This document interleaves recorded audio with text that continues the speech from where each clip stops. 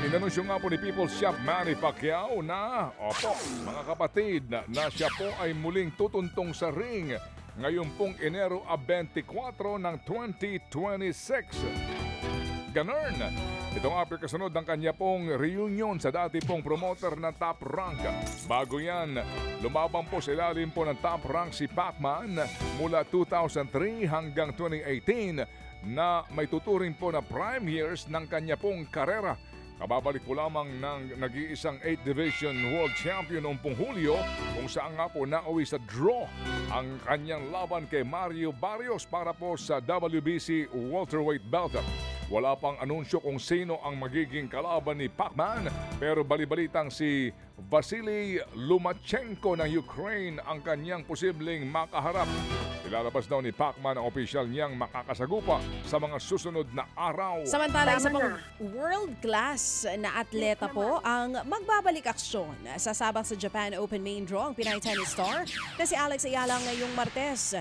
Masusundan po yan ng galing ni Ayala lalo't bigati ng mga kalaban sa naturang torneo. Kabilang po dyan ang world number 16 na top seed na si Naomi Osaka.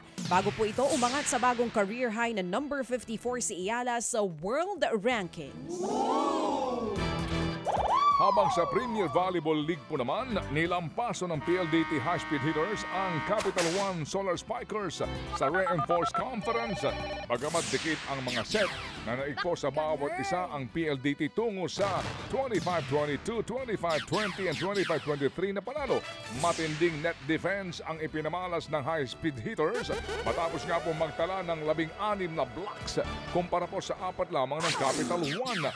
Nanguna pa rin po si Savvy Davison para po sa koponan matapos ang game high na 22 puntos kabilang po ang 7 blocks. Kasunod yan, 14 na pong sunod ang panalo po ng PLDT mula pa noong PVL On Tour at Invitational Conference. Wagi naman po ang Choco Mucho Flying Titans laban sa Signal Super Spikers. Yan ay kahit wala pa silang import. Tinalo ng Titans ang Signal sa loob po ng 4 na set. Pang All-Star ang laruan ni Maddie Badayag na may 18 points mula sa 11 attacks, 6 blocks at isang ace. Napilitang maglaro ang Titans na walang import na si Marley Smith dahil hindi pa ayos ang kanyang mga dokumento. Sa kabila naman po yan, pinatunayan nga raw ng Choco Mucho ang kahandaan ng koponan pagdating sa court. Hindi po naman daw makapaglalaro para nga sa De La Salle Green Archers ang big man na si Mason Amos ay nako dahil yan sa isang medial collateral ligament o MCL tear sa kanyang kanang tuhod. Nangyari ito sa laro nila kontra Enyo Bulldogs noong pong linggo nang magkabanggaan sila ni Jello Santiago. Aray ko po. At ayon po sa ilang mga report, 2 buwan pong posibleng mawala si Amos. Bit-bit ngayon ng Archers ang 2 wins at 3 losses na record po sa UAAP Season 88 Men's Basketball Tournament. Mga kapatid, brothers and sisters, saan ka pa? Dito na tayo sa totoo.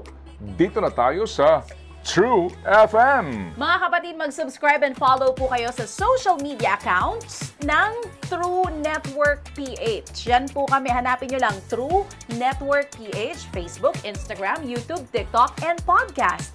Mapa Apple or Spotify man yan, mahahanap nyo kami. Lahat ng mga napapanood at napapakinggan nyo po sa programa, nasa social media accounts namin yan. So paano mga kapatid? See you sa social media!